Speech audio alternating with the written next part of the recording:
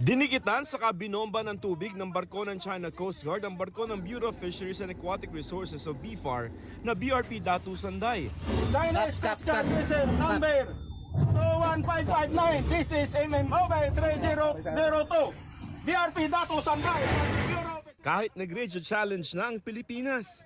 Your unsafe maneuvers are in clear violation of your obligations for safe conduct under the 1972 International Regulations for preventing collision. Hindi pa rin tumigil ang barko ng China. Sa kuha ng drone video na ito, kitang-kita kung paano lumapit ang mas malaking barko ng China Coast Guard. Ayon sa Philippine Coast Guard, 2 beses ginitgit ang BRP Datu Sanday.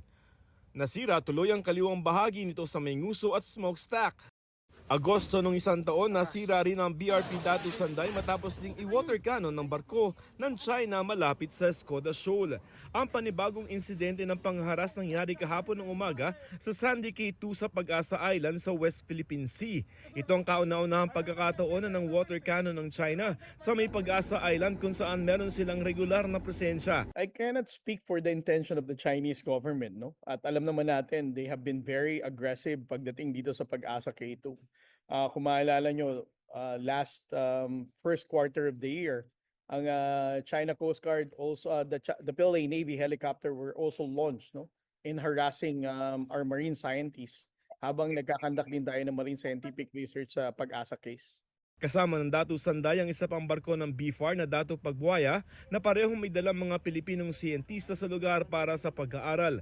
Ang China Coast Guard sinisi sa Pilipinas ang nangyari sa Sandy Cay. Sabi ni CCG spokesperson Liu Deschun, nagsagawa lamang daw sila ng control measures matapos ang illegal ani ang pagpasok ng mga barko ng Pilipinas sa Sandy Cay.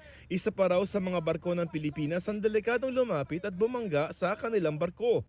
Ang Sandy Cay 2 ay may 3 nautical miles lamang mula sa Pag-asa Island. Dito nadiskubre noong 2023 ang mga nakatambak na patay at durog na corals na ayon sa mga eksperto noon ay karaniwang ginagawa ng China bago magsagawa ng reclamation activities. Ilang beses na rin nakaranas ng pangharas ang BFAR mula sa China sa pagsasagawa nila ng research missions. Sa kabila ng mga agresibong aksyon ng China sa Pag-asa Island, We have sovereignty over these waters, and that despite of their harassment and bullying, ang atin pong BFAR, ang Coast Guard ay patuloy pa rin pong gagawin ng marine scientific research dito, and it will not stop us in doing this operation. sa linggo, May 25, biyahe pa Kuala Lumpur, Malaysia si Pangulong Bongbong Marcos sa 46th ASEAN Summit. Sa harap ng mga kapwa leaders sa ASEAN, ng China at mga bansang miyembro ng Gulf Cooperation Council o GCC, igigit ng Pangulo ang posisyon ng soberanya, karapatan at jurisdiksyon ng bansa sa... Mga kapuso, maging una sa saksi. Mag-subscribe sa GMA Integrated News sa YouTube para sa iba't ibang balita.